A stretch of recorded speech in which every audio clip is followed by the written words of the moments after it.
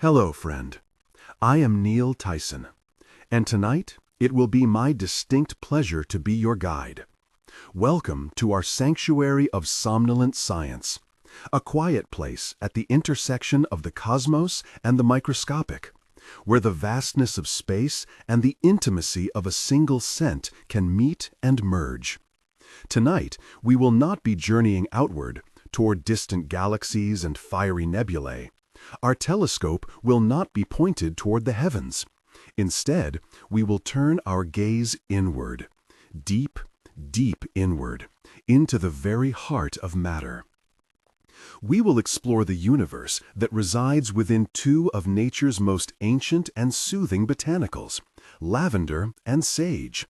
Here, in the quiet architecture of their molecules, we will find a reflection of the grand cosmic order.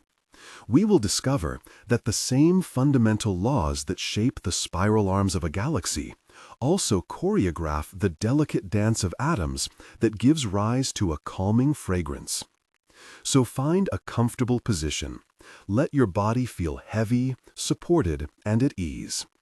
Allow your breath to find its own natural, gentle rhythm, a soft tide, rising and falling without any effort at all. There is nothing for you to do right now, nothing to solve, nothing to hold on to. You need only to rest and to listen. We often think of the universe as something far away, something to be observed from a great distance. But the truth is, you are not separate from it. You are a part of it, a walking, breathing, thinking collection of cosmic material. The carbon in your bones, the iron in your blood, the oxygen you are breathing in this very moment, all were forged in the thermonuclear hearts of stars that lived and died billions of years ago. You are, in the most literal sense, stardust. And so are the plants we will visit tonight.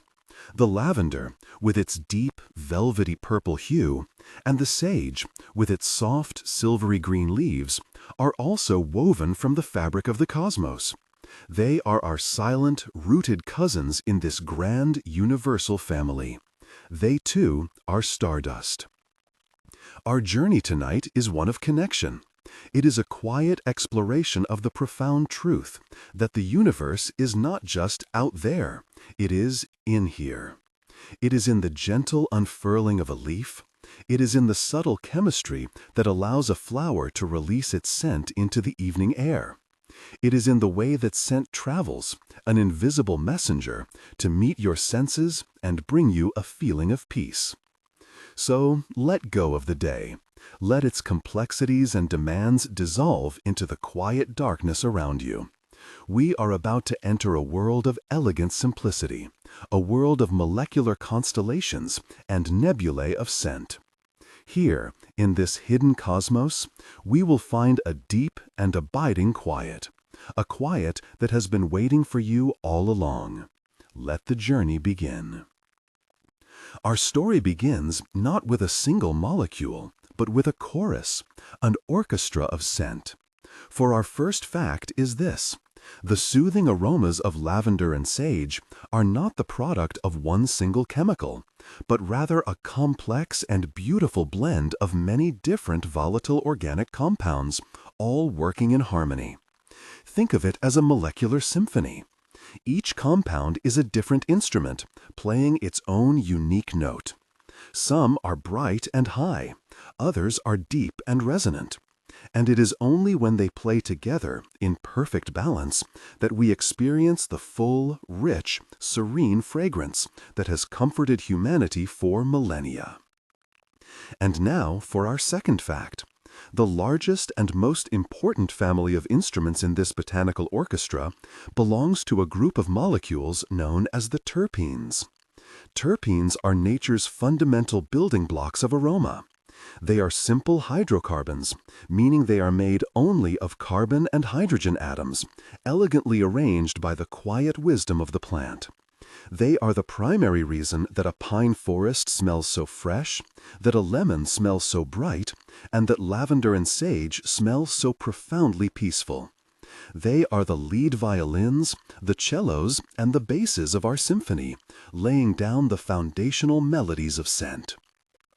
This leads us to our third and perhaps most elemental fact. Every one of these complex terpenes, no matter its size or function, is built from a single repeating architectural unit, a tiny 5-carbon molecule known as the isoprene unit. You can picture it, if you like, as a small 5-pointed star made of carbon atoms, with hydrogen atoms twinkling around its edges.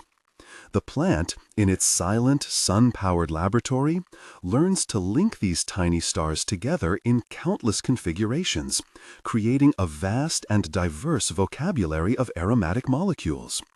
It is a beautiful example of how nature builds magnificent complexity from the most humble of beginnings. One simple shape, repeated and rearranged, gives rise to a universe of scent.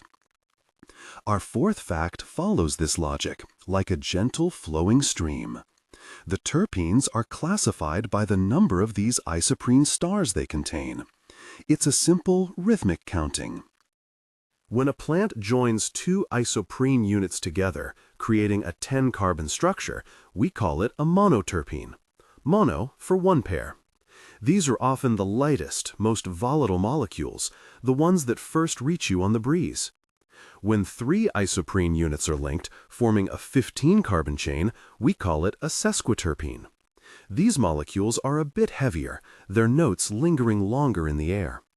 This gentle, orderly progression continues, but for our journey tonight, we will focus mostly on the light and airy monoterpenes, for they are the heart of the lavender and sage experience. And so, we arrive at our fifth fact. The essential oil of lavender is a masterpiece of monoterpene chemistry. It is particularly rich in these light 10-carbon molecules, which give it its characteristic fresh, floral, and clean aroma. Sage, too, is a powerful composer of monoterpenes, though it chooses different notes, creating a fragrance that is more herbaceous, sharp, and earthy. The same building blocks, the same 5-carbon stars, are simply arranged in a different pattern, telling a different aromatic story. As our molecular symphony grows more complex, we discover our sixth fact. Sometimes a plant will take a simple terpene and modify it slightly, perhaps by adding a single oxygen atom. When this happens, the molecule is transformed into a new family, called the terpenoids. This small addition is like adding a mute to a trumpet or a new pedal to a piano.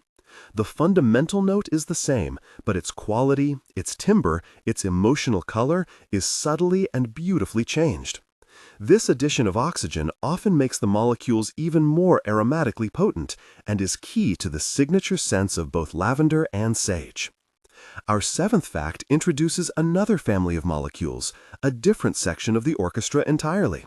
These are the esters. In the world of scent, esters are often the bearers of sweet, fruity, and soft floral notes. If terpenes are the string section, you might think of esters as the gentle, melodic woodwinds, the flutes and the clarinets. They add a layer of softness, a cushion of sweetness that rounds out the sharper edges of other aromas. One particular ester, as we will soon discover, is crucial to the serene character of lavender. To complement the soft sweetness of the esters, our eighth fact brings us to the ketones. Ketones often possess aromas that are sharp, penetrating, and sometimes minty or camphor-like. These are the oboes of our orchestra. They provide clarity, focus, and a clean, piercing note that cuts through the richer harmonies. Sage, in particular, uses ketones to create its signature scent of clarity and purification. There is no judgment in this symphony. The sharp notes of the ketones are just as important as the soft notes of the esters. All are needed for the composition to be complete. This leads us, quite naturally, to our ninth fact. The unique identity of a plant scent, its aromatic fingerprint, is determined by the precise combination and ratio of all these different molecules. It is the specific balance of terpenes, terpenoids, esters, and ketones that creates the chord we recognize as lavender or sage. Even a tiny change in this ratio, caused by a different soil, a different climate, or a different time of harvest, can subtly alter the final fragrance. The plant is a living composer, constantly adjusting its symphony in response to the world around it. And for our symphony to be heard, for its music to reach us, we must acknowledge our 10th fact. These aromatic molecules are described as volatile. This doesn't mean they are unstable. It simply means they have a natural tendency to evaporate, to turn from a liquid oil into a gaseous vapor at normal room temperatures. They are light enough to take flight. This volatility is a gift. It is the mechanism by which the plant's chemical message can travel from its leaves and flowers across the space that separates you to be received by your senses. It is a gentle mist of molecules, a silent, invisible river of scent, flowing constantly from the plant and into the world, a world that includes you, resting here now. This quiet offering, this molecular breath, is what makes our entire journey of scent and serenity possible. And now, my friend, let us drift deeper, focusing our attention on the gentle star of our aromatic show, lavender. We will explore the specific chemistry that gives this humble plant its legendary power to soothe, to quiet, to bring peace to a weary mind. Let us begin our exploration of lavender's lullaby. Our 11th fact centers on a single remarkable molecule. While lavender's scent is a complex blend, its primary calming character comes from a specific terpenoid alcohol known as linalool. Linalool is the principal violinist of the lavender orchestra. It is the lead voice in the choir. Its scent is soft, floral, with a hint of a woody, almost spicy undertone.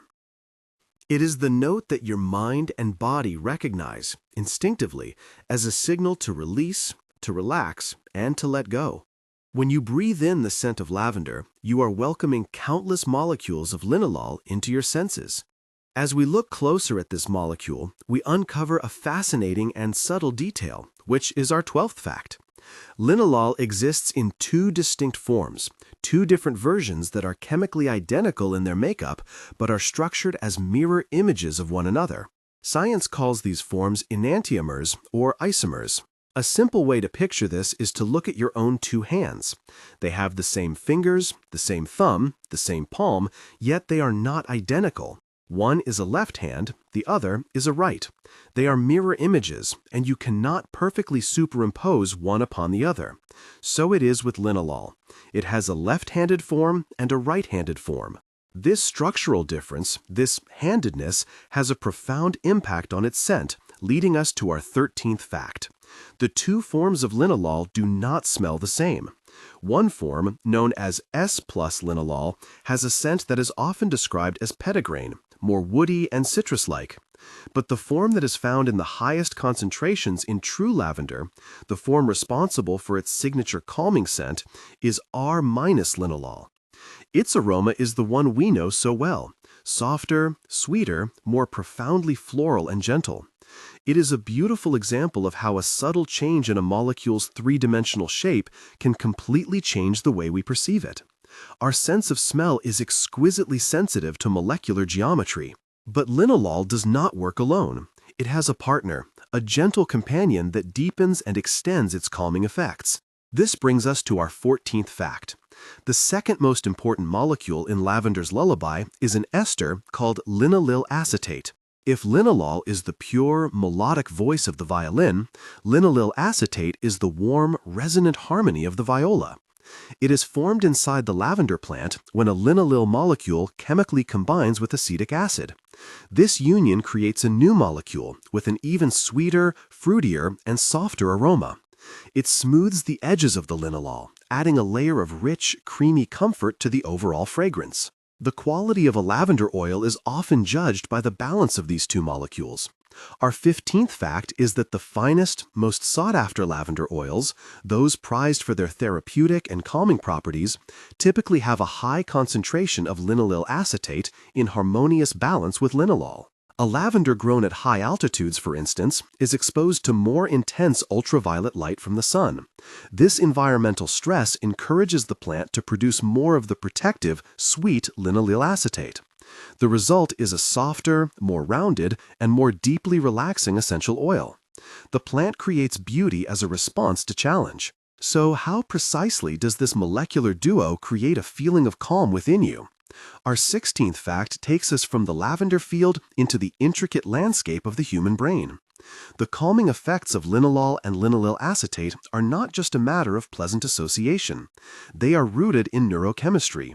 These molecules, once inhaled, are able to cross from the bloodstream into the brain, where they can interact directly with your neurological systems. They are like tiny keys traveling through your body to find the specific locks they were designed to fit. Our 17th fact identifies the specific lock that linalool so gently turns. It interacts with your body's GABA system. GABA, which stands for gamma-aminobutyric acid, is the primary inhibitory neurotransmitter in your brain. Its job is to calm things down, to reduce neuronal excitability. You can think of it as the brain's natural braking system, preventing your nervous system from becoming overstimulated. It is the quiet voice that says, "Hush now. Slow down. It's time to rest." Linalool, our 18th fact reveals, enhances the effectiveness of this natural braking system. It works at the GABA-A receptor, the same receptor targeted by many common anti-anxiety medications. However, linalool's action is much more gentle. It doesn't force the system. Instead, it seems to modulate it, making your natural GABA more efficient. It helps the receptor to be more receptive to the calming signals that are already there.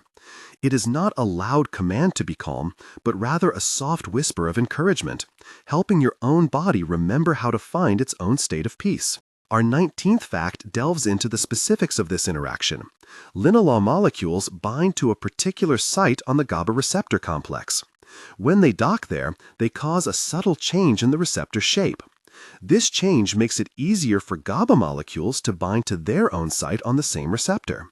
When GABA binds, it opens a tiny channel, allowing chloride ions to flow into the neuron. This influx of negative ions makes the neuron less likely to fire an electrical signal, effectively quieting the neural chatter in your brain. It is a cascade of gentle inhibition, a slowing of the frantic pace, a gradual hushing of the noise. And it all begins with the simple act of breathing in a floral scent. Linylyl acetate, for its part, also plays a role in this serene story. Our 20th fact is that this gentle ester is known for its relaxing properties, contributing to the overall sedative, or sleep-promoting, effect of lavender. While linalool is busy quieting the nervous system, linylyl acetate is adding its own layer of soothing persuasion. It is absorbed into the body and is known to have a calming effect on the central nervous system, helping to ease tension and prepare the mind for rest.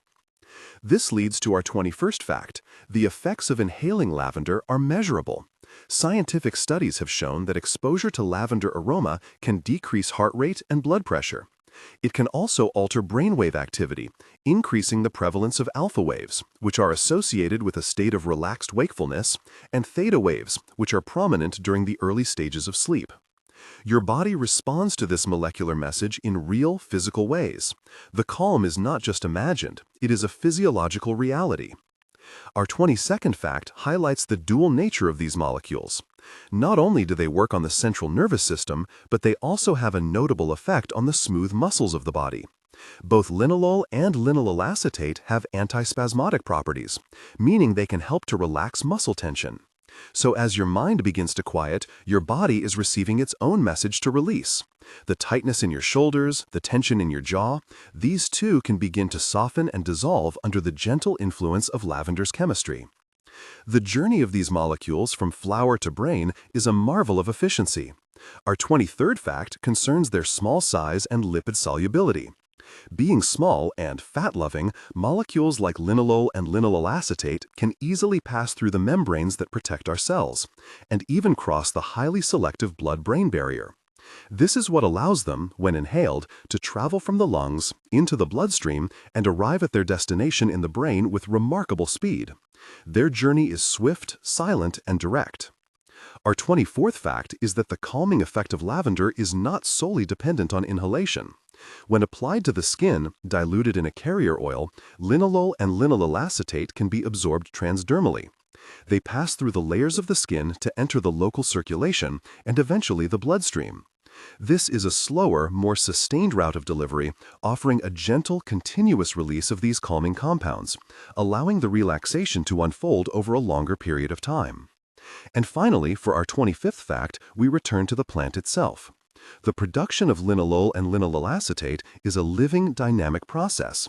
The plant synthesizes these molecules in tiny, specialized glands on its leaves, stems, and flowers. It creates them as a form of protection against insects and as a way to attract pollinators. What we experience as a deeply calming lullaby is, for the lavender plant, a sophisticated language of survival and procreation. It is a beautiful reminder that in nature, nothing is wasted. The same molecules that ensure the plant's future can provide us, in the present moment, with a sanctuary of profound peace. We find our rest in its resilience. We find our quiet in its conversation with the world. Now, as the soft floral notes of lavender continue to echo in our minds, let us gently turn our attention to its ancient companion, sage. We move from the chemistry of calm to the chemistry of clarity. If lavender is a lullaby, sage is a quiet, cleansing meditation. Its scent is different, greener, sharper, more earthy, and so is its molecular story. Let us explore the world of sage's sanctity. Our journey into the world of sage begins with our 26th fact. The characteristic potent aroma of common sage, or Salvia officinalis, is largely defined by a trio of powerful monoterpenes and terpenoids: camphor, 1,8-cineol, and thujone. These three molecules form the core chord of the sage fragrance, a chord that speaks of clean air, ancient forests, and a quiet, focused mind. They are the assertive, clear voices in this new part of our symphony. Let's meet the first member of this trio. Our 27th fact introduces us to camphor. Camphor is a ketone, and it possesses a strong, penetrating, almost medicinal aroma that you might recognize. It is the molecule responsible for that feeling of clearing your head, of opening your sinuses. Its scent is cooling and sharp. On a molecular level, camphor interacts with temperature receptors in your skin and nasal passages, creating a sensation of coolness, even when there is no change in temperature. It is a trick of chemistry, a cool, clean whisper to your nervous system. Next in our trio, we find our 28th fact. A significant portion of sage's aroma comes from a terpenoid called 1,8-cineol. This molecule is also known by another name, eucalyptol, as it is the primary component of eucalyptus oil. It shares camphore's fresh, clearing qualities, but with a spicier, more herbaceous undertone. 1,8-cineol is a known airway opener. It helps to create a feeling of deeper, easier breathing. As you inhale the scent of sage, the 1,8-cineol contributes to a physical sensation of expansion and openness, a feeling of making more room for the breath. The third, and perhaps most talked about molecule in sage, is the subject of our 29th fact, thujone. Thujone, another ketone, exists in two isomeric forms, alpha-thujone and beta-thujone. It has a sharp, intense aroma, reminiscent of mint and cedar. For many years, thujone has been a molecule of some controversy due to its presence in certain historical spirits.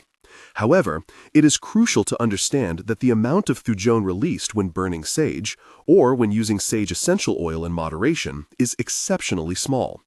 In these gentle forms, it simply serves as a key component of the plant's traditional aromatic profile, contributing its sharp, clarifying note to the overall chord. Its presence is part of the plant's ancient chemistry, to be respected but not feared. This brings us to the age-old practice of burning sage, often called smudging. Our 30th fact connects this tradition to modern science. The smoke from burning sage is not just symbolic, it is a chemical delivery system. The heat of the embers liberates the volatile molecules we've been discussing, camphor, 1,8-cineol, thujone, and many others, and attaches them to tiny particles of smoke, allowing them to disperse throughout a space. The tradition of cleansing a space has a basis in chemistry. You are literally changing the molecular composition of the air. And the effects are not just aromatic. Our 31st fact is that many of the compounds found in sage have proven antimicrobial properties. Research has shown that the smoke from burning sage can significantly reduce the concentration of airborne bacteria in a room. A study found that an hour of burning sage could reduce aerial bacteria by over 90%. The tradition of using sage for purification, passed down through generations, is a form of ancient wisdom that intuited what our microscopes can now confirm. The plant's own protective chemistry can extend to the space around it. Beyond clearing the air of microbes, sage chemistry seems to have an effect on the mind. Our 32nd fact explores sage's connection to cognitive function. The molecules in sage, particularly 1,8-cineol, are being studied for their effects on memory and focus. When inhaled, 1,8-cineol can enter the bloodstream and is believed to interact with the brain's acetylcholine system, a key player in learning and memory. This doesn't mean it's a powerful stimulant. Rather, it appears to support a state of calm alertness, a gentle focus. It helps to clear the mental fog. This idea of clarity is central to sage. Our 33rd fact considers another molecule found in many species of sage, borneol. Borneol is a monoterpenoid that has a scent similar to camphor, but is considered somewhat softer, more balsamic and woody. In traditional practices, borneol has long been associated with relaxation and reducing stress. It works in beautiful harmony with the sharper molecules like 1,8-cineol, helping to create a state that is both clear and calm, focused and at ease. It is the chemical equivalent of a still, clear pool of water in a quiet forest. The silvery green color of the sage leaf also tells a chemical story. Our 34th fact is that this soft appearance is due to the presence of dense, tiny, hair-like structures on the leaf surface called trichomes. We will explore these more later, but it is within these microscopic structures that the plant produces and stores its precious essential oil. The silvery sheen is the look of a treasure chest, a visible sign of the aromatic richness held within the leaf. Sage also contains protective molecules that are not as volatile, that do not easily fly into the air. Our 35th fact introduces two powerful antioxidants found in sage leaves, carnosic acid and rosmarinic acid. These molecules are not major contributors to the scent, but they are crucial to the plant's health, protecting it from oxidative stress. They act as molecular guardians, neutralizing reactive particles. This protective quality is another layer of the plant's chemistry of sanctity, a quiet, internal process of maintaining balance and integrity. Our 36th fact returns us to the concept of synergy. The overall effect of sage is not due to any single molecule. It is the result of the intricate interplay between all of them. The cooling camphor, the clearing 1,8-cineol, the calming borneol, and the dozens of other minor compounds all work together. Some enhance the effects of others, some balance them. The plant composes this blend with a wisdom we are only just beginning to understand. The feeling of clarity we get from sage is a holistic experience, a gift from the entire molecular orchestra, not just a solo performance. The name of the plant itself, salvia, gives a clue to its long history with humanity. Our 37th fact is that the name comes from the Latin word salvere, which means to be saved or to be in good health. This name reflects thousands of years of human observation, of recognizing the plant's powerful properties. Long before we could identify a single molecule, we could feel the effects of the whole. We recognized its ability to clear, to cleanse, and to restore a sense of well-being. Our 38th fact is that there are hundreds of different species of sage, and each one has its own unique chemical profile. White sage, or Salvia apiana, used in many smudging ceremonies, is particularly high in 1,8-cineol. Clary sage, or Salvia scleria, has a very different chemistry, rich in the relaxing ester linaloyl acetate, making it a close cousin, chemically speaking, to lavender. Each species has adapted to its environment, creating a different blend of molecules, a different song of clarity or calm. This chemical diversity serves the plant in many ways. Our 39th fact is that these aromatic compounds are not created for our benefit. They are the plant's tools for survival. The sharp scent of camphor and thujone can deter grazing animals.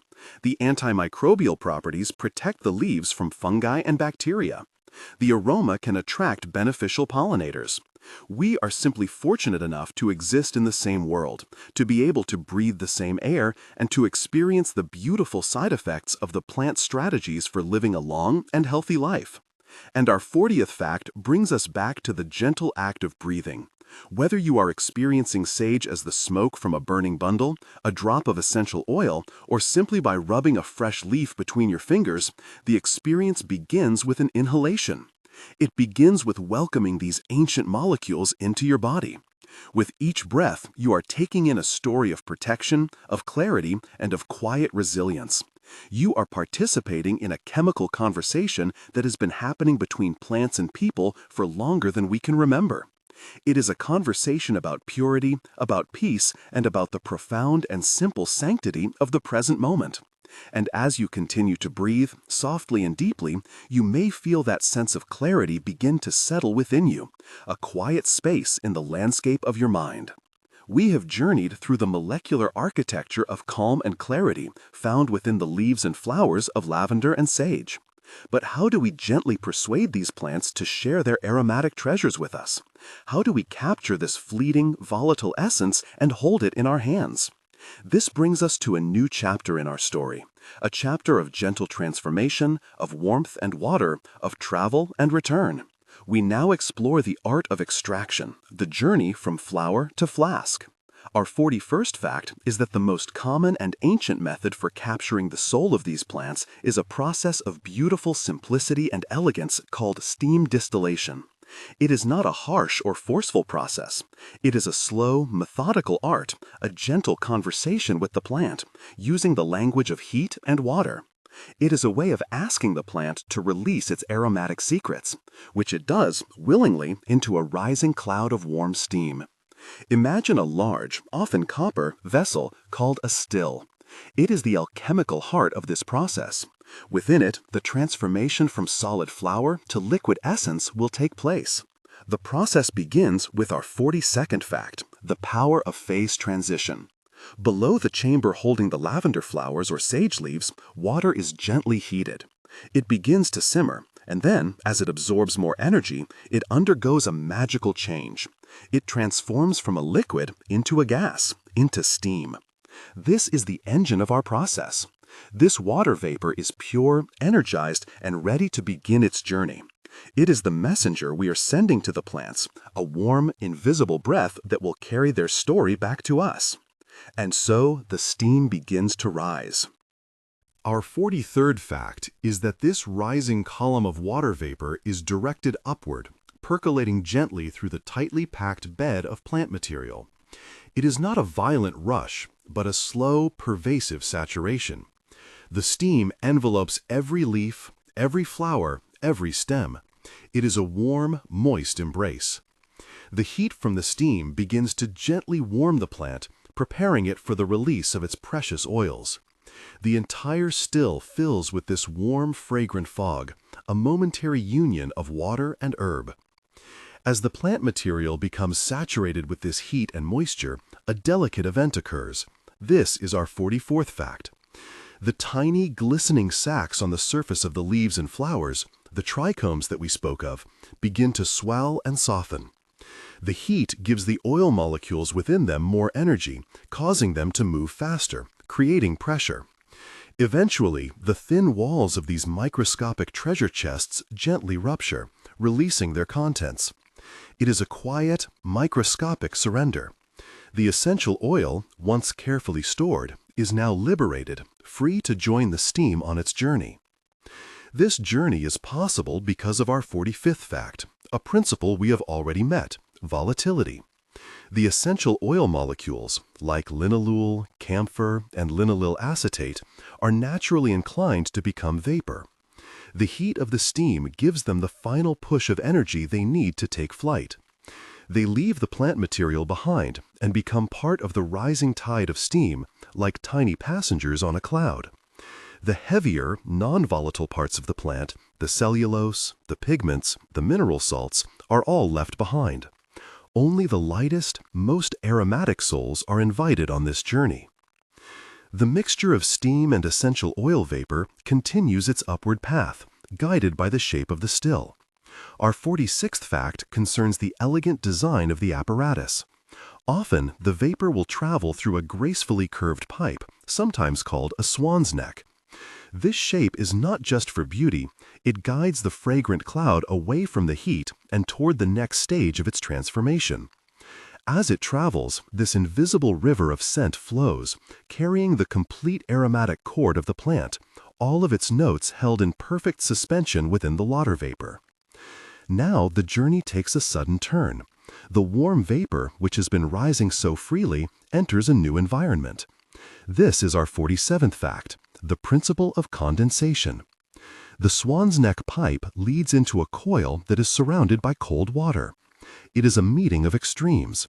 The hot, energetic vapor touches the cold surface of the coil, and in an instant it gives up its heat. Its energy is transferred to the cooling water, and this loss of energy forces another phase transition. The vapor cannot remain a gas any longer. It collapses back into a liquid. The invisible cloud becomes visible drops. These drops begin to trickle downwards. Our 48th fact is that this newly formed liquid, called the distillate, is a milky, fragrant mixture. It is not yet the pure essential oil. It is an intimate blend of the water from the steam and the oil from the plant, which have traveled together and are now condensed together. For a moment, they are churned into a fragrant emulsion, a cloud of microscopic oil droplets suspended in water, appearing opalescent and wonderfully aromatic. But oil and water, though they have traveled so far together, cannot remain mixed. This brings us to our 49th fact, a fundamental principle of chemistry, immiscibility. Water molecules are polar. They have a slight positive charge on one end and a slight negative charge on the other, like tiny magnets. Oil molecules, like the terpenes and esters we know, are nonpolar. They have no such charge separation. And just as magnets will stick to each other but not to unmagnetized pieces of wood, the water molecules are much more attracted to each other than they are to the oil molecules. So they separate. As the milky distillate collects in a special vessel called a Florentine separator, this slow, inevitable separation becomes visible. This is our 50th fact. Because the essential oil is less dense than water, it begins to rise to the top. Slowly, magically, a thin, shimmering layer of pure, concentrated oil forms on the surface of the water. It is often golden or pale yellow or nearly clear, and it holds the concentrated essence of the entire field of lavender or sage from which it came. This is the moment of arrival. The journey is complete.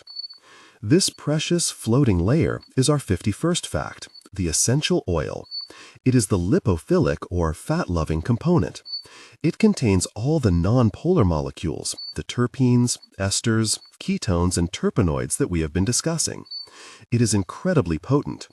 It can take hundreds of pounds of lavender flowers to produce a single pound of this precious fragrant oil. It is the concentrated spirit of the plant, a liquid library of its aromatic information. But the story does not end there. What if the water that is left behind? For a long time, this water was considered a mere byproduct. But our 52nd fact is that this water is a treasure in its own right. It is not just water. It is a fragrant, therapeutic liquid called a hydrosol, or sometimes a hydrolat or floral water. It is the other half of the distillate, the yin to the essential oil's yang. Our 53rd fact explains the unique chemistry of the hydrosol. While the essential oil captured the non-polar, oil-loving molecules, the hydrosol, which is mostly water, has captured all of the hydrophilic, or water-loving, molecules from the plant. These are compounds that were soluble enough to be carried on the steam, but which prefer to remain in the water once condensed. The hydrosol also contains microscopic, suspended droplets of the essential oil itself, typically in a concentration of less than 1%. This makes it much gentler than the pure essential oil, yet still wonderfully aromatic and effective. It carries a softer, greener, more subtle echo of the plant's scent. Why is this gentle method of steam distillation so perfect for a delicate flower like lavender? Our 54th fact provides the answer. The temperature of the steam is precisely controlled. It is hot enough to rupture the oil sacs and volatilize the oil, but it is not so hot that it damages the most delicate molecules.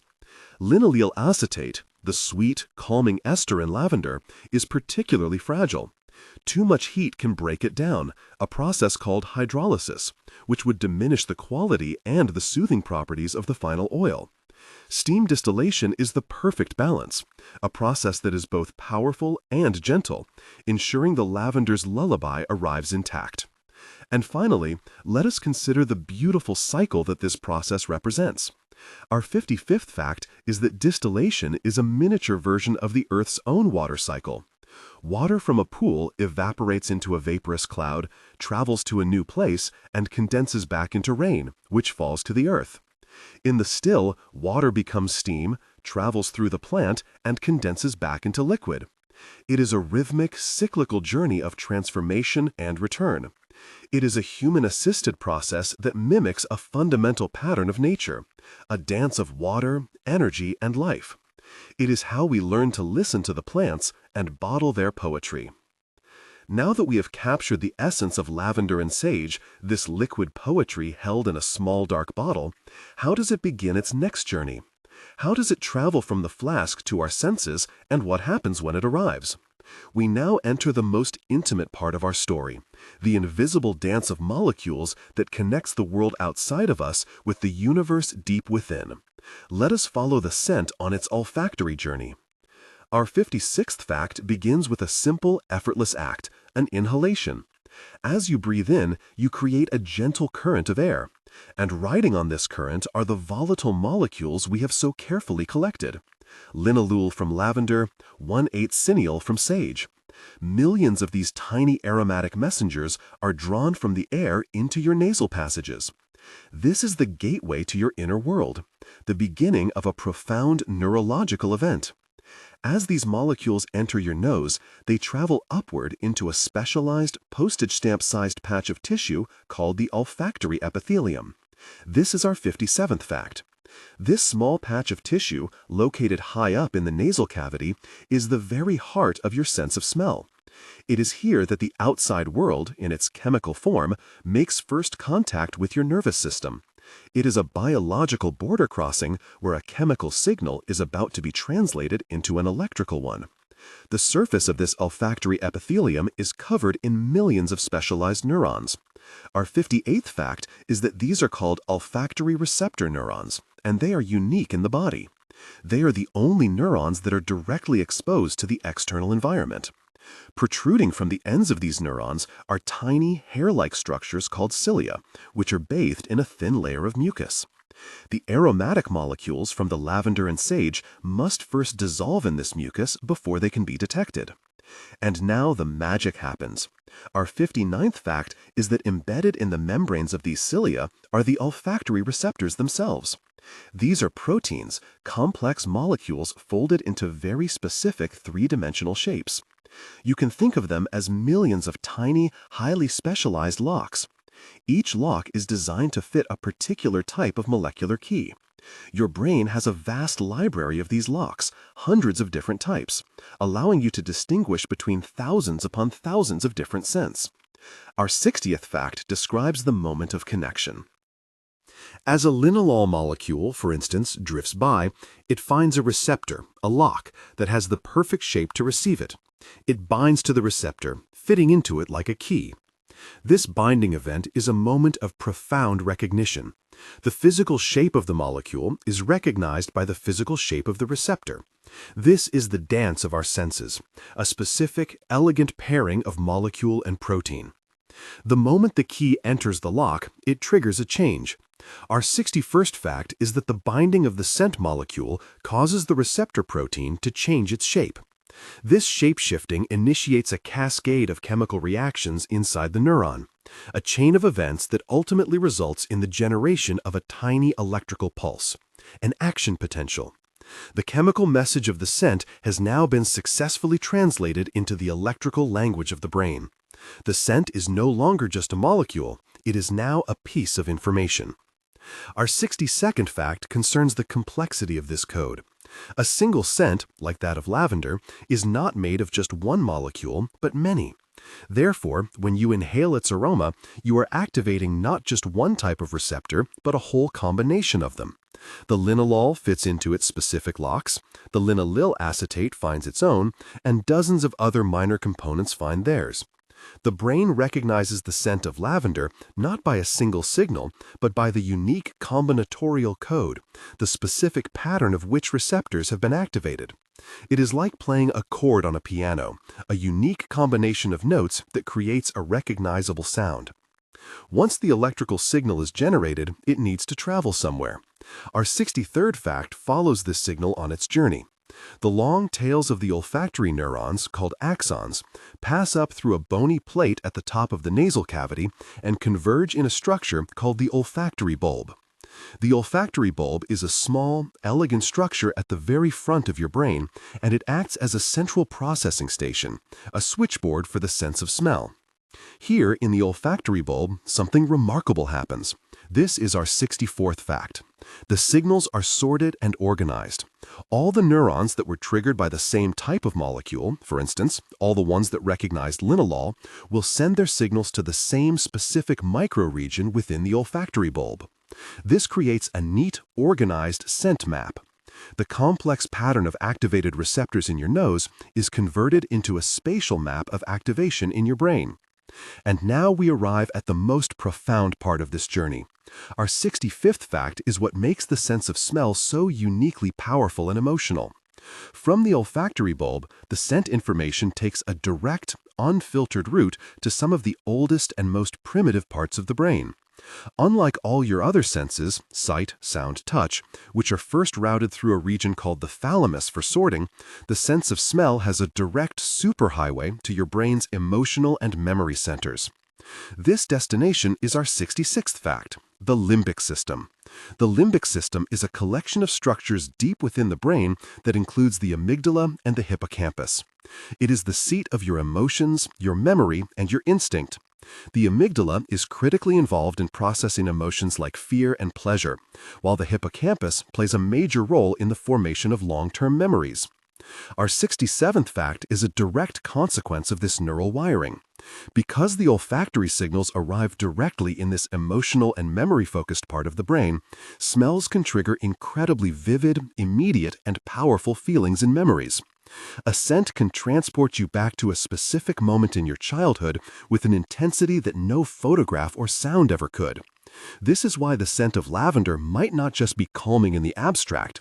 It might be tied to deep, personal memories of safety, care, and rest.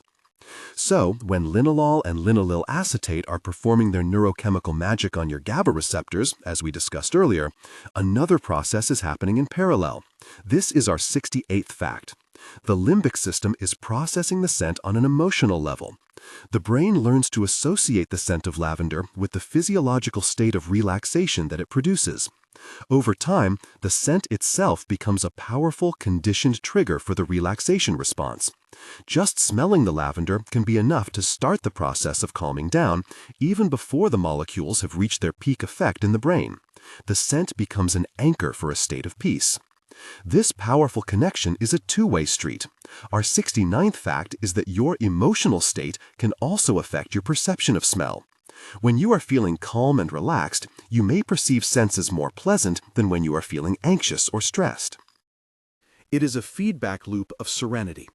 The scent helps you feel calm, and feeling calm helps you enjoy the scent even more, deepening the experience. And so, our 70th fact is this. The sense of smell is the most ancient and primitive of our senses. It is a direct link to the world around us, a sense that has been helping creatures navigate, find food, identify mates, and avoid danger for hundreds of millions of years. It is a silent, chemical language that speaks not to our rational thinking mind, but directly to the ancient, feeling core of our being. When you breathe in the scent of lavender or sage, you are engaging a system of profound wisdom, a system that connects you, in a very real and immediate way, to your own memories, your own emotions, and to the living, breathing, aromatic world of the plants. Having followed this journey from the plant to the flask and deep into the mind, let us now turn our gaze back to the plants themselves. We have seen how their chemistry brings us comfort and clarity, but what purpose do these molecules serve for the lavender and sage? Let us now explore the world of the unseen protectors and the quiet, constant work of antimicrobial and antioxidant chemistry. Our 71st fact returns us to a fundamental truth. A plant is a stationary being. It cannot run from danger. It cannot seek shelter from an impending threat. It must create its own defenses right where it stands. And its primary arsenal in this quiet battle for survival is its own sophisticated chemistry. The essential oil is not just a perfume, it is a shield. Let us consider the microbial world. Our 72nd fact is that plants, just like us, are constantly exposed to a universe of microscopic organisms, bacteria, fungi, and viruses. Many are harmless, but some can cause disease. To protect themselves, plants have evolved the ability to synthesize a wide array of compounds that are toxic to these microbes. The terpenes and terpenoids in lavender and sage are prime examples of this. They are powerful antimicrobial agents. Our 73rd fact focuses on lavender's protective shield. Molecules like linalool and linaloyl acetate, which we perceive as so calming and gentle, are actually quite hostile to many types of bacteria and fungi. They can disrupt the integrity of microbial cell membranes, essentially causing the microscopic invaders to fall apart. When a lavender plant fills the air with its scent, it is creating a protective antimicrobial halo around itself, making it a less hospitable place for pathogens to land and grow. This protective quality extends to us. Our 74th fact is that lavender oil has been scientifically validated as a potent antibacterial and antifungal agent. It has been shown to be effective against a range of common bacteria, which is why it has been used for centuries in folk medicine to help cleanse wounds and soothe skin irritations. The plant's shield can, in a way, become our own. Sage, too, is a master of antimicrobial chemistry. Our 75th fact revisits the key components of its aroma. 1,8-cineol and camphor are not only responsible for sage's clarifying scent, but they are also formidable antimicrobial compounds. This is a key reason why the practice of burning sage to purify a space has a real measurable effect. The smoke is not just aromatic, it is antiseptic, carrying these protective molecules into the air to reduce the presence of airborne microbes. Beyond fighting external invaders, plants also face an internal battle. Our 76th fact concerns the challenge of oxidative stress. The very act of living, of converting sunlight into energy through photosynthesis, creates reactive, unstable molecules called free radicals. You can think of them as tiny ricocheting particles that can damage important cellular structures like DNA and proteins. This internal damage is called oxidative stress. To counteract this, plants produce a class of protective molecules called antioxidants. This is our 77th fact. An antioxidant is a molecular guardian. Its job is to find these reactive free radicals and calmly neutralize them, often by donating one of its own electrons to stabilize the reactive particle. The antioxidant sacrifices a small part of itself to protect the greater whole of the cell. It is a quiet, constant act of cellular generosity. Our 78th fact brings us back to sage's hidden chemistry. We mentioned two powerful antioxidants found in sage leaves, carnosic acid and rosmarinic acid. These molecules are phenolic compounds, and they are exceptionally good at this guardian role. They are the plant's internal cleanup crew, tirelessly working to maintain balance and repair the subtle damage caused by the simple act of living in the sun. Rosmarinic acid, our 79th fact reveals, is a particularly interesting molecule. It is not only found in sage, which is part of the rosemary family, but across the entire mint family, which also includes lavender. This compound is a potent antioxidant and also has anti-inflammatory properties. It helps the plant manage its own internal stress responses, and when we consume these herbs, it can offer similar benefits to us. It is another example of a shared language of molecular protection.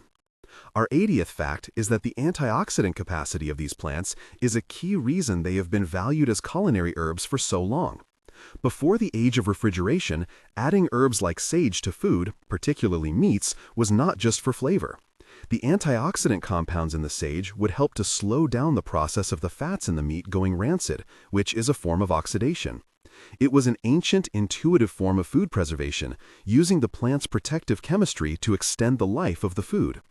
The antimicrobial properties also played a role here. Our 81st fact is that using sage and other herbs in cooking could help to reduce the risk of foodborne illness by inhibiting the growth of harmful bacteria. The plants were not just adding flavor, they were adding a layer of safety, a shield woven from terpenes and phenols. Let's look at the synergy of these actions. Our 82nd fact is that these protective systems often work together. For instance, if a plant leaf is damaged by an insect, the physical wound is a potential entry point for bacteria and fungi. The plant will respond by sending antimicrobial compounds to the site of the injury to fight off infection, and it will also send antioxidants to help manage the oxidative stress caused by the damage and the subsequent repair process. It is a complex, coordinated, and highly effective emergency response system. This protective chemistry is not static. Our 83rd fact is that a plant will often ramp up its production of these compounds in response to environmental stress. If a lavender plant is experiencing a drought, or being attacked by insects, or even getting too much sun, it will increase its production of essential oils and antioxidants. The aroma of a stressed plant is often stronger, its chemical shield thicker. The lullaby we enjoy is born from the plant's own struggle for survival and its profound resilience. Our 84th fact is that these protective compounds represent a significant energy investment for the plant. It takes a lot of resources to build these complex molecules. A plant will not make more than it needs. It is a finely tuned system, a constant calculation of risk and reward, of how much to invest in its chemical defense budget. This beautiful economy is what creates the perfect balance of compounds that we find so pleasing and effective. And so, our 85th fact brings us to a moment of reflection. The molecules that we seek out for their ability to bring us peace, clarity, and well-being are the very same molecules that the plants create to protect themselves and ensure their own survival. Our search for tranquility is answered by their chemistry of resilience.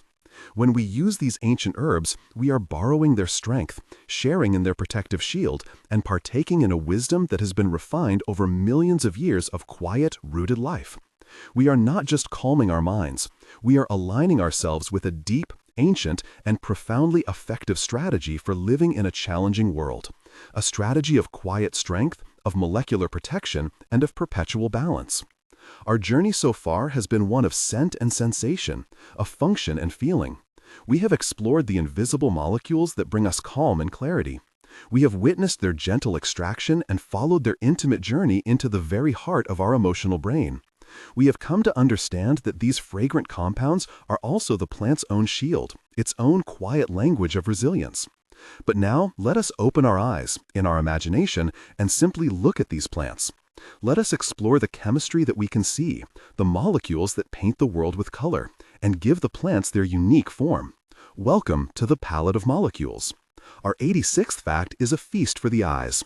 The iconic, deeply soothing color of a lavender flower, that spectrum of violet, indigo, and purple, is a gift from a specific class of pigment molecules known as anthocyanins. These are the plant's natural watercolors. The word itself comes from the Greek, anthos meaning flower, and kyanos meaning dark blue. They are the artists responsible for the reds of a rose, the blues of a cornflower, and the velvety purples of the lavender fields that stretch out under a summer sky. These pigments are not just for show. Our 87th fact is that anthocyanins belong to a larger family of compounds called flavonoids, which are a vital part of the plant's protective toolkit. The same family of molecules that includes antioxidants also includes these vibrant pigments. Their role is to act as a natural sunscreen, shielding the delicate cellular machinery of the leaves and flowers from damage by excessive ultraviolet light. The beautiful purple color is a visible sign of the plant's self-care, a shield that we perceive as beauty. Let's look a little closer at these molecular sunscreens. Our 88th fact concerns how they work. The structure of an anthocyanin molecule is perfectly designed to absorb certain wavelengths of light. When sunlight, which contains all the colors of the rainbow, strikes a lavender petal, the anthocyanin molecules eagerly absorb the light from the green and yellow parts of the spectrum. The light that they do not absorb, the blues, the indigos, the violets, is reflected away. And it is this reflected light that travels to your eye, painting your perception of the flower. The color you see is the light that the flower has gently refused, the light it has sent back out into the world for you to enjoy. The exact shade of this reflected light is not fixed. Our 89th fact reveals that anthocyanins are like molecular chameleons, their color exquisitely sensitive to their chemical environment, particularly to pH, the measure of acidity or alkalinity. In a more acidic environment, inside the cell's tiny compartments, an anthocyanin molecule will tend to reflect a red or pinkish light. In a neutral pH, it appears violet. And in a more alkaline environment, it shifts towards blue or even a greenish yellow.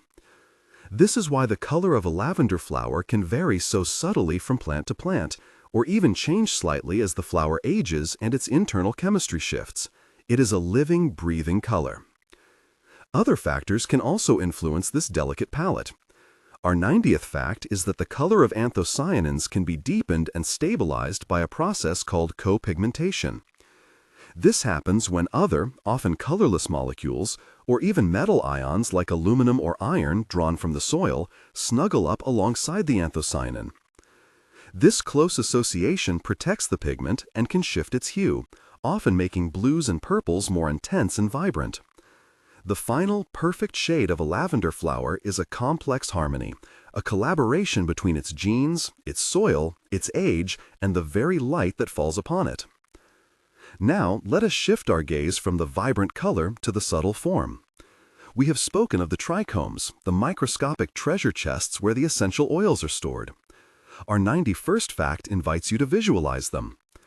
The word trichome simply means hair in Greek, and under a microscope, the surface of a lavender or sage leaf looks like a dense miniature forest of these tiny structures. They are outgrowths of the plant's skin, its epidermis. This downy, fuzzy texture you can sometimes feel on a leaf is the collective presence of millions upon millions of these tiny formations.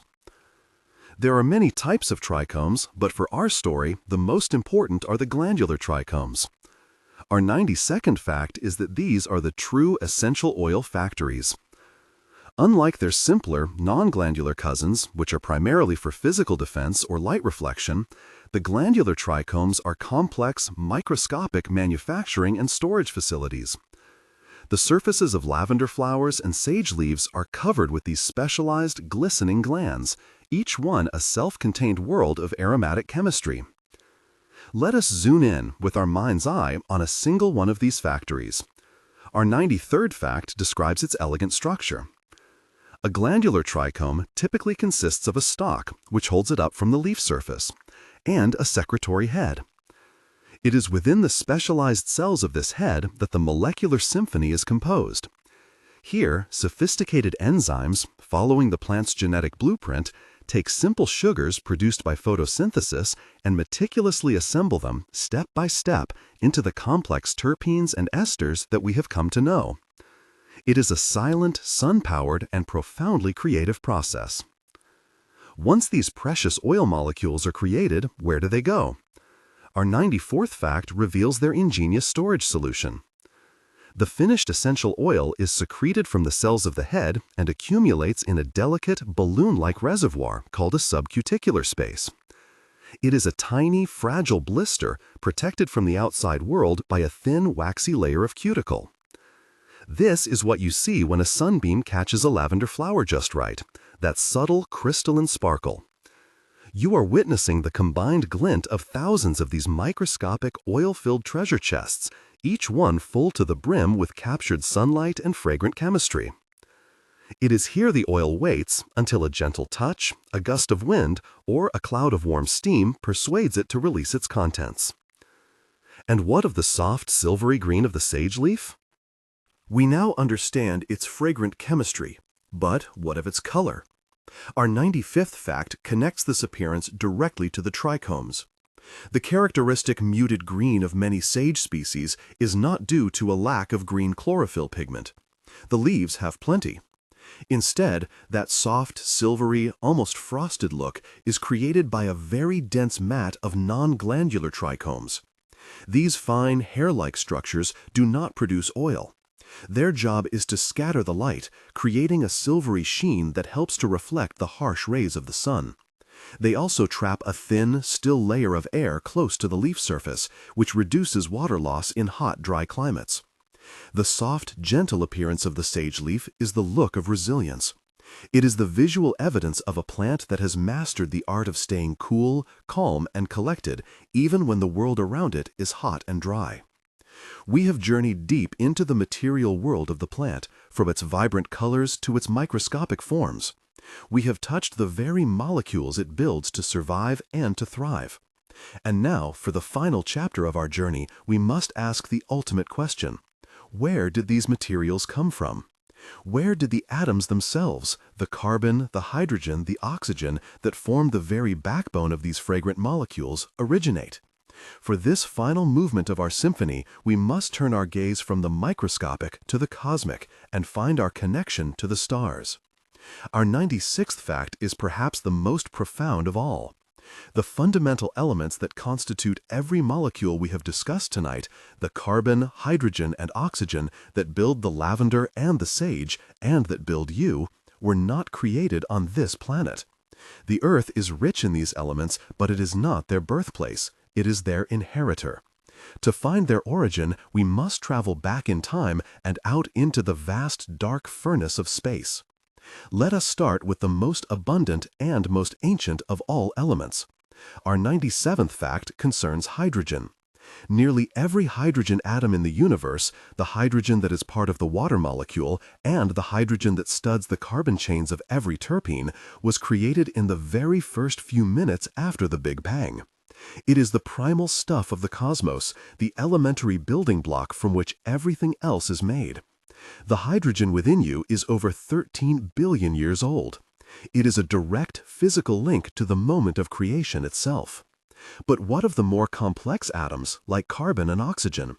For their story, we must look to the heavens. Our 98th fact takes us into the heart of a star. Stars are magnificent engines of creation. In their cores, the temperature and pressure are so immense that the fundamental laws of physics allow for a process of alchemy, nuclear fusion. Stars spend most of their lives taking the primal hydrogen atoms and fusing them together to create helium. As they age, more massive stars begin to fuse helium atoms together, and in a series of elegant cosmic reactions, they build the heavier elements. 3 helium atoms fuse to become a carbon atom. 4 helium atoms fuse to become an oxygen atom. The heart of a star is a forge, patiently hammering the simple into the complex. The carbon that forms the spine of a linalool molecule was once locked deep inside the core of a star far larger and brighter than our own sun. A star can create these elements, but for them to become part of the universe, part of a flower, part of a person, they must be released. Our 99th fact is a story of a spectacular and creative ending. When a truly massive star exhausts its nuclear fuel, its core collapses and it dies in a cataclysmic explosion we call a supernova. In this single brilliant moment, the star outshines its entire galaxy. And this explosion is not just an end, it is a cosmic seeding.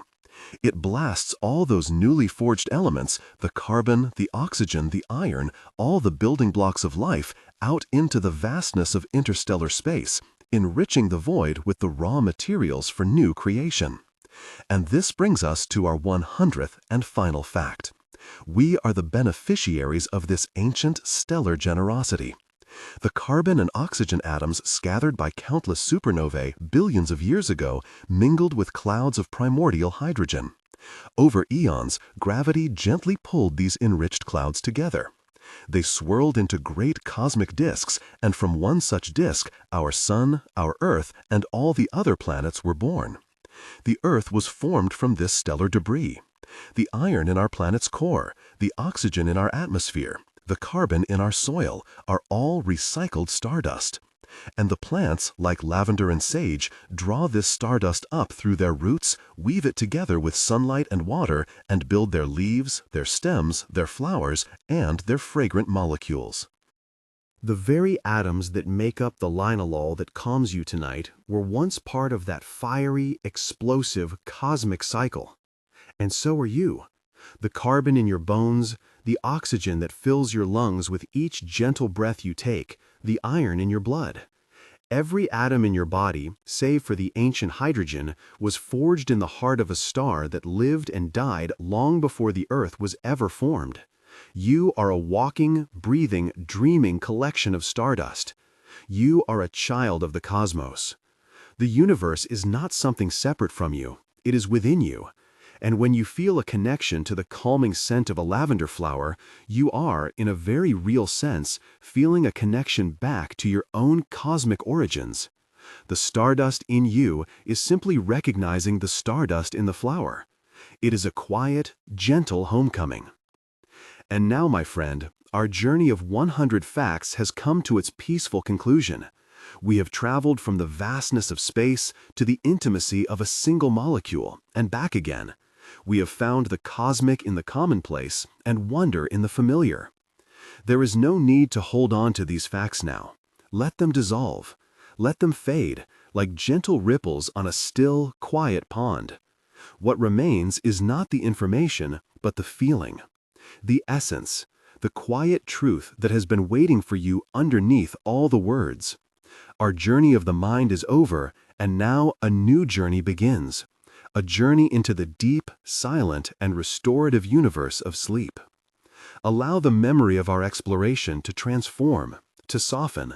Feel it not as a series of ideas, but as a gentle hum, a deep and resonant frequency of peace that now vibrates within the quiet spaces of your being.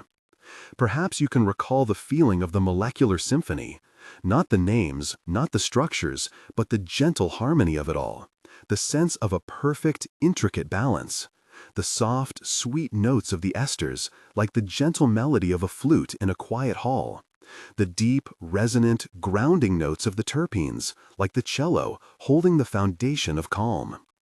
You may find yourself remembering the feeling of lavender's lullaby, the gentle key of linalool, softly turning the lock of your GABA receptors, whispering to your very neurons that it is safe to slow down, to let go, and to rest.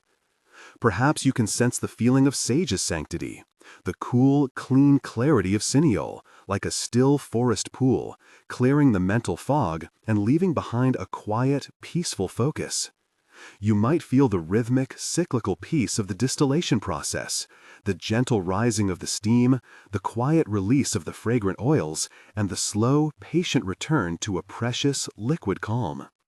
And, perhaps, deep within you, you can feel the profound and simple truth of our cosmic connection, the quiet awe of knowing that you and the fragrant plants that bring you comfort are woven from the very same fabric of creation, made from the light and fire of long-extinguished stars. You are a part of this vast, beautiful, and interconnected universe, and in this moment, your only task is to rest within it, to feel your own small, precious part in this grand, silent dance of atoms and galaxies. Let your breath be your anchor now, a gentle tide pulling you further and further away from the shores of waking thought and out into the deep, peaceful ocean of sleep. With each breath out, you may feel yourself letting go just a little bit more, releasing the day, releasing any lingering thoughts, releasing your awareness of this story and of my voice. The universe is vast and it is quiet, and within you there is a place of vast quiet too, a silent inner universe of peace waiting for you to enter. You may find yourself drifting now, floating in that warm, comfortable darkness behind your closed eyes. The darkness is safe, it is peaceful, it is your sanctuary. There is nothing left to do, nowhere left to go. Simply be here now and allow the gentle gravity of sleep to pull you down, down, down into a deep and restorative rest. Drifting, floating, resting. The lullaby of linalool, the clarity of cineole, the dance of stardust, all fading now, fading into the quiet of the night. Allow yourself to drift. Allow yourself to rest. The stars are watching over you. The universe holds you. You are safe. You are at peace. And now, only silence. Sleep now, friend. Sleep deep and rest well. And now, my friend, our journey of 100 facts has come to its peaceful conclusion. We have traveled from the vastness of space to the intimacy of a single molecule and back again. We have found the cosmic in the commonplace and wonder in the familiar. There is no need to hold on to these facts now. Let them dissolve. Let them fade like gentle ripples on a still, quiet pond.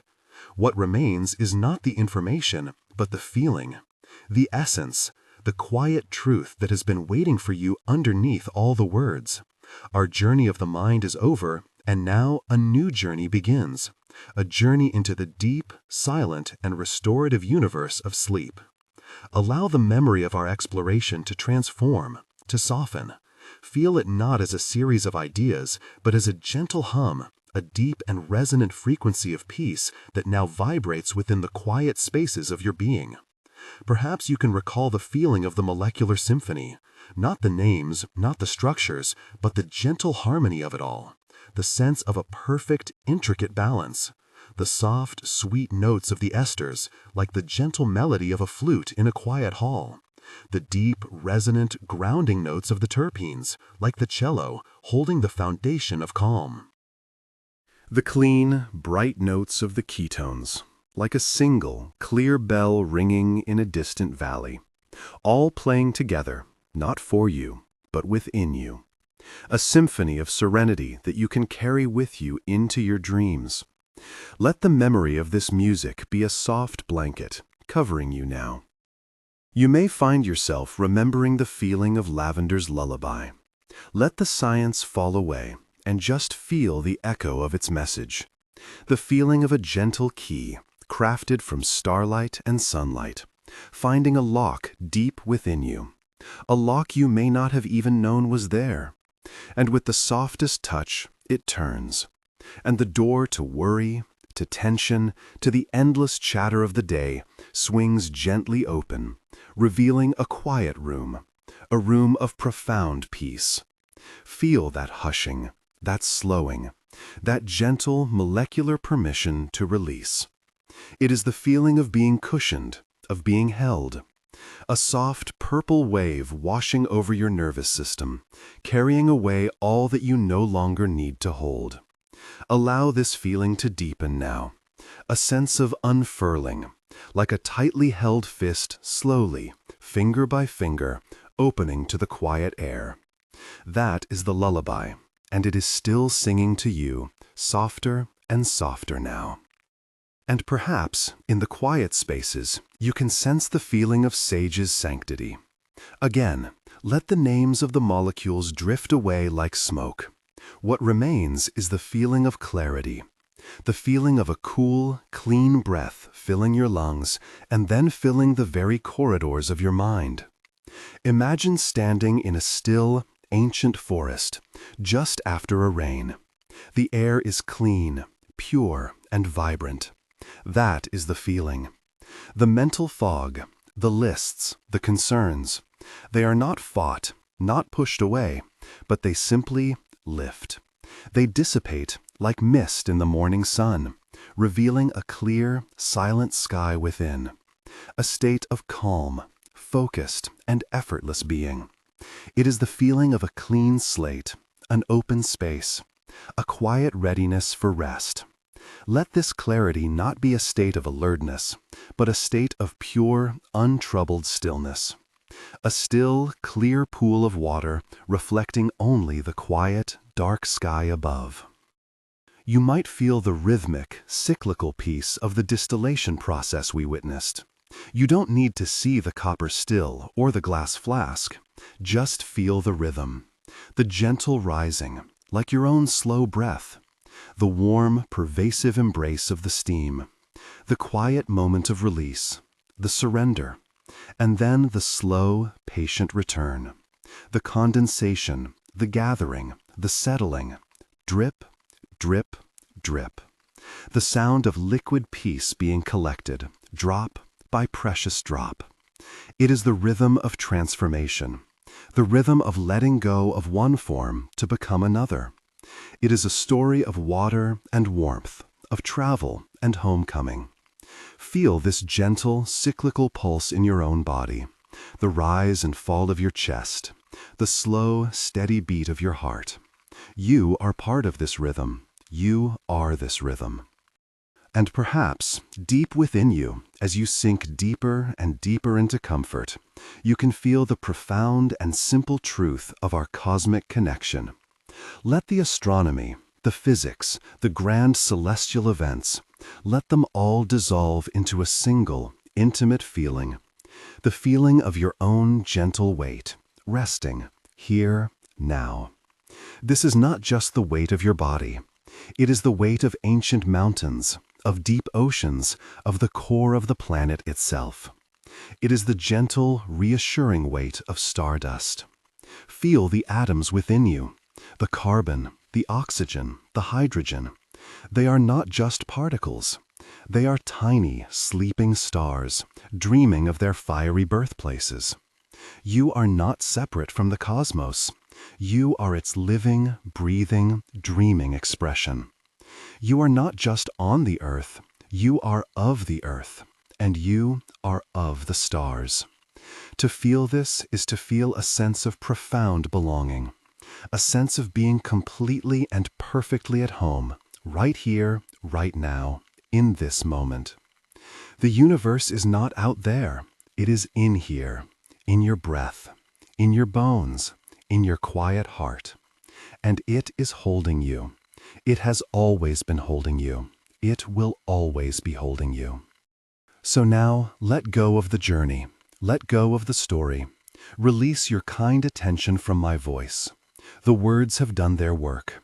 They have been the gentle ferry, carrying you from the busy shore of the day to the quiet island of your own inner peace. And you have arrived. You can step off the boat now. The island is beautiful. It is quiet. It is safe. It is yours. Your only task now is to rest on this island, to explore its quiet shores, to feel the soft sand of sleep beneath you, to listen to the gentle waves of your own breathing. Allow your breath to be your only guide now. Notice its simple, effortless rhythm, a soft tide, rising and falling. There is no need to change it, no need to control it. Simply notice it. Let it be your anchor in this present peaceful moment. With every breath in, perhaps you can imagine drawing in peace, quiet, and calm from the very air around you. And with every breath out, you can feel your body letting go, releasing. Sinking just a little deeper into the surface that supports you. Breathing in, quiet. Breathing out, release. You may find yourself feeling a sense of heaviness spreading through your body. A pleasant, warm, comforting heaviness. Feel it in your feet as if they are growing heavy and warm, anchored to the deep, quiet earth. Let this feeling of heavy, relaxed comfort flow slowly up into your ankles, your calves, your knees, feeling the release of any tension. The legs are heavy now, so deeply, comfortably heavy. Allow this warmth, this heaviness, to continue its slow journey. Feel it pooling in your hips, spreading across your lower back, softening the muscles of your stomach. Your entire lower body is now deeply, profoundly relaxed, sinking gently into a state of perfect rest.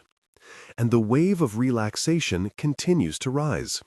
Feel it flowing up your spine, vertebra by vertebra, spreading across your back like a warm blanket. You may feel your shoulders beginning to drop to release the weight they have been carrying. Let them go. Let them be heavy.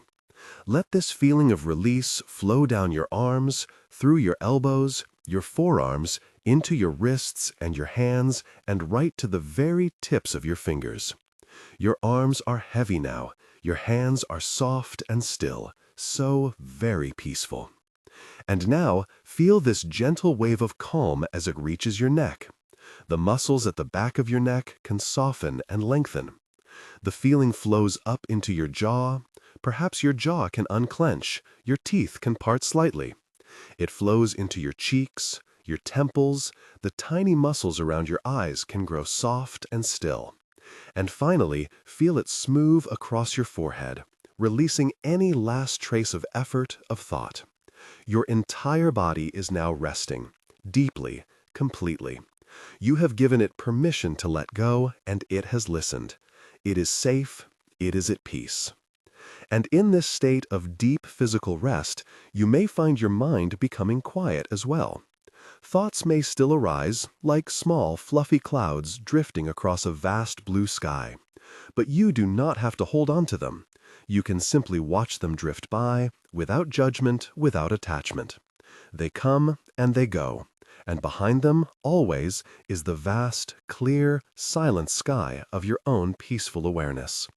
You are the sky. You are not the clouds. You may find yourself drifting now, floating in that warm, comfortable, silent space between wakefulness and sleep. This is a beautiful place, a healing place. It is the gateway to your own inner universe of dreams. Feel yourself floating here, weightless, boundless, and free. There is nothing to do, there is nowhere to be. There is only this moment, this breath, this feeling of profound peace. You have done all that you need to do for today, and it was enough. You are enough. And now it is time for rest, deep, nourishing, and well-deserved rest. Allow the last traces of my voice to fade away completely. Let them become just another part of the silence. The silence is your friend. It is your sanctuary. It is here to hold you as you complete your journey into sleep. Feel yourself letting go now, trusting this process. Trusting your body's ancient wisdom, which knows exactly how to rest, how to heal, how to dream. You are safe. You are held. You are at peace. The universe within you is calling you home to rest. Drifting now, deeper and deeper. Floating now, softer and softer. Letting go, completely. The gentle lullaby of the cosmos is singing you to sleep. Sleep now, friend. Sleep deep and rest well.